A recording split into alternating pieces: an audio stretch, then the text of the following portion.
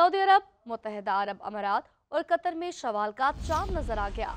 आज इतवार के रोज सऊदी अरब समेत तीनों ममालिक में ईद होगी। सऊदी रुअत हलाल कमेटी ने इजलास के बाद ईद का चांद नजर आने का ऐलान किया। सऊदी अरब में रमजान मुबारक 29 रोज का रहा। दूसरी जानिब भारत, ईरान, बांग्लादेश में शवाल का चांद नजर नहीं आया। तीनों ममालिक में ईद उल फितर पर 31 मार्च को पीर को होगी। इंडोनेशिया, मलेशिया, ऑस्ट्रेलिया और दीगर कई ममालिक में भी ईद का चांद नजर नहीं आया। ईद 31 मार्च को मनाने का ऐलान किया गया। उधर पाकिस्तान में ईद का चांद देखने के लिए रुअत हलाल कमेटी का इजलास आज तलब कर लिया गया। मौलाना अब्दुल खबीर आज़ाद इजलास की सदारत करेंगे। जोनल कमेटियों के इजलास भी होंगे। माहिर फल्कियात खालिद एजाज मुफ्ती के मुताबिक रुअत हलाल के लिए चांद की उम्र 18 घंटे से जायद होनी चाहिए। पाकिस्तान में आज चांद की उम्र 26 घंटे से जायद हो चुकी होगी। शवाल का चांद नजर आने और पीर के दिन ईद का कवी इम्कान है।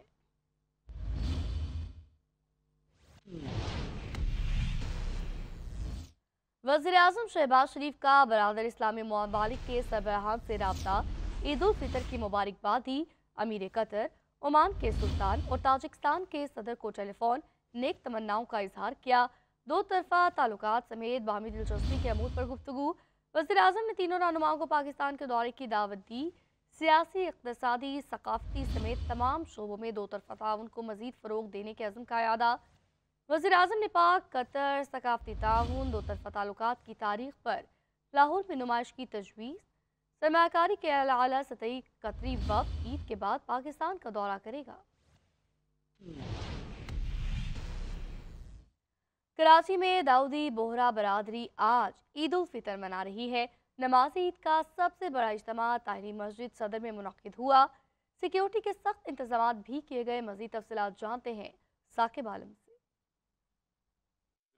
दाऊदी बोहरा कम्युनिटी आज ईद उल फितर का त्यौहार मना रही है। ईद उल फितर की मुनासिबत से शहर की तमाम तर बड़ी बोहरी मसाजिद के अंदर नमाज ईद उल फितर का एहतमाम किया गया है। जबकि मैं इस वक्त मौजूद हूँ ताहिरी मस्जिद पे, जहाँ नमाज ईद का सबसे बड़ा इज्तिमा जो है वो मुनक्किद किया गया है। इसके अलावा शहर के मुख्तलिफ इलाके जिसमें नॉर्थ कराची, नॉर्थ नाज़िमाबाद, मलीर, घास मंडी समेत शहर के मुख्तलिफ इलाकों में बोहरी मसाजिद के अंदर नमाज ईद की अदायगी की गई है। जिस पर सिक्योरिटी के जो है वो सख्त इंतजामात किए गए थे। पुलिस की नफरी जो है वो सिक्योरिटी के ऊपर तैनात रही। जबकि उन इलाकों में जिन इलाकों में बोहरी कम्युनिटी की तादाद ज़्यादा है, उन इलाकों के अंदर भी जो है सिक्योरिटी को मज़ीद सख्त कर दिया गया है। बोहरी कम्युनिटी से ताल्लुक़ रखने वाले अफराद से जो हमारी बात हुई, उनका यही कहना था कि वो अपने अंदाज में पूरे मजहबी जोश जज्बे के साथ नमाज ईद मनाएंगे। जबकि साथ ही साथ जितनी भी बोहरी मसाजिद के अंदर नमाज ईद अदा की गई है, उन तमाम तर मसाजिद में मुल्क व कौम की सलामती के लिए खुसूसी दुआएं भी की गई हैं। जी, ईद उल फितर में एक रोज बाकी रह गया। लाहौर के बाजारों में तिल धरने की जगह भी नहीं है। खातीन धड़ाधड़ शॉपिंग में मसरूफ, जबकि मर्द हजरात जेबें खाली होने से परेशान। देखते हैं सुलेमान सिद्दीकी की ये रिपोर्ट। ईद उल फितर हो और लाहौरिये खूब सजे सवरे ना, ऐसा मुमकिन ही नहीं। आखिरी अशरा शुरू होते ही लाहौर के बाजारों की रौनकें अरूज पर पहुंच गई। पूरा अशरा शॉपिंग करने के बावजूद भी कुछ न कुछ बाकी रह गया। ईद से एक रोज कबल भी लाहौर के बाजार खवातीन, बच्चों और मर्दों से भरे हुए हैं। वक्त की कमी का शिकार खवातीन ने रेडी टू वेयर ड्रेसेस खरीद लिए, जबकि मर्द हजरात को अपनी शॉपिंग के बजाय कार्ड का बैलेंस खत्म होने का शिकवा है। टाइम कम है तो रेडीमेड बेस्ट रहता है, तो वही लिया। खवातीन की तो शॉपिंग खत्म होती नहीं है। हमारे कार्ड का बैलेंस खत्म हो गया, लेकिन उनकी शॉपिंग खत्म नहीं हो रही है। शॉपिंग मिशन में कामयाबी हासिल करने वाली खवातीन चांद रात में मेहंदी लगवाने का प्लान बना चुकी हैं। कपड़ों की शॉपिंग वगैरह तो हो गई है, लेकिन ये जो चूड़ियाँ वगैरह हैं, ये चांद रात पर ही बहुत मज़ा आता है। फ्रेंड्स के साथ जाते हैं, मेहंदी लगवाते हैं। तो मेहंदी और चूड़ियाँ ही रह गई हैं, बाकी कपड़े अपने और बच्चों के तो खरीद लिए हैं हमने। रात गए भी शहर के बाजारों में गहमा गहमी अरूज पर है और शॉपिंग का आखिरी राउंड भरपूर अंदाज से जारी है। कैमरामैन उस्मान शबीर के साथ सुलेमान सदीक, GNN लाहौर। कपड़ों में जितनी भी जिद्दत आ जाए, लेकिन ईद पर नए कपड़ों के साथ मैचिंग दुपट्टे रंगने की रिवायत आज भी बरकरार है। ईद नज़दीक आते ही एक तरफ दुपट्टे रंगने वालों की दुकानों पर रश बढ़ जाता है, तो वहीं पीको के नित नए डिज़ाइन की मांग में इजाफा नजर आ रहा है। ये रिपोर्ट देखिए। कराची की दुपट्टा गली में इन दिनों नित नए रंगों की बहार आ गई है। ईद करीब आते ही रंगरेजों और पीको करने वालों का काम उरूज पर पहुंच गया है। बहादुराबाद की दुपट्टा गली हो या जामा क्लाथ दुपट्टा गली, खवातीन पीको और दुपट्टा रंगवाने में मसरूफ हैं। खवातीन कहती हैं नए कपड़ों के साथ मैचिंग के दुपट्टे की खूबसूरती पीको से मजीद बढ़ जाती है। बस मेरी ईद की तैयारी बस हो गई है, अब बस दुपट्टे रह गए हैं, वो मैं रंगवाने और पीको करवाने आई हूँ। दुकानदारों के मुताबिक इस साल खवातीन में शेफून और रेशम का रुझान लौट आया है। इनके अलावा चाइना क्रिंकल के दुपट्टे भी काफी पसंद किए जा रहे हैं। 3 पीस सूट जो मिला है ब्रांड वो बहुत महंगे पड़ रहे हैं कस्टमरों को। तो अब बेचारे जो गरीब तबका लोग हैं ना, वो क्या करेगा, वो दुपट्टे लेता है, शर्ट पीस लेता है, आगे डाई पीको सब मिल जाती है। महंगाई की वजह से एक दुपट्टे की कम से कम रंगाई 300 रुपए और ज्यादा से ज्यादा 1000 रुपए तक वसूल की जा रही है, जबकि पीको के दाम 250 रुपए से 750 रुपए तक पहुँच चुके हैं।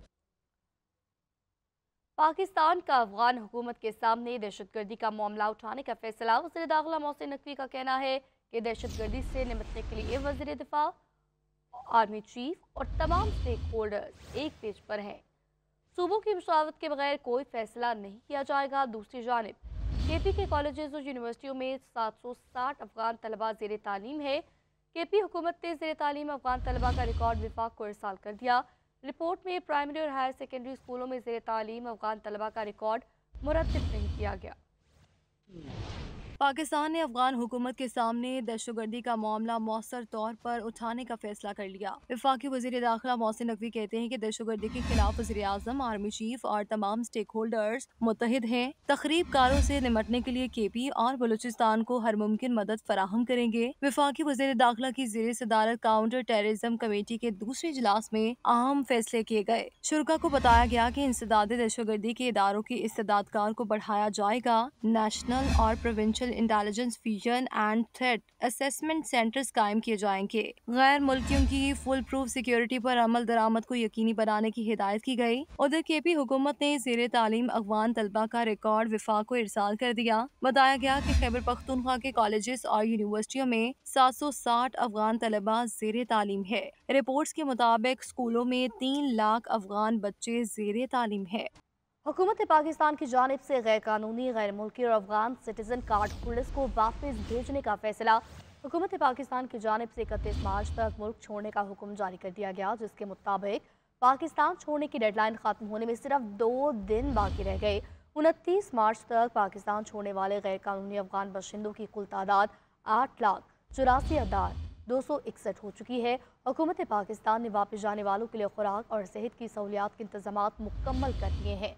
मुकर्ररा तारीख गुजर जाने के बाद मुतल्लिका अफराद के खिलाफ सख्त कानूनी कार्रवाई अमल में लाई जाएगी।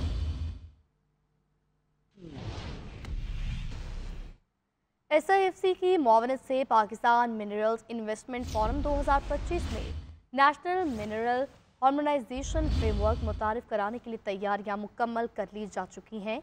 पाकिस्तान के मादनी वसाइल की मालियत $6 ट्रिलियन से ज़ायद, सरमाकारों के लिए बेमिसाल मौक़े, मादनी शोबे में सरमाकारी के फ़रोग के लिए हम आहंग कानून और साजगार पॉलिसियाँ मुतारिफ करवाई जाएंगी।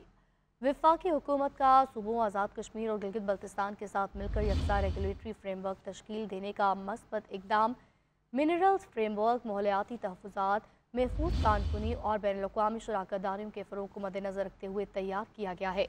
SIFC की मुकम्मल मुआवनत से हुकूमत का पाकिस्तान को आलमी सतह पर मादनी सरमाकारी के मरकज़ के तौर पर पेश करने का आज़म।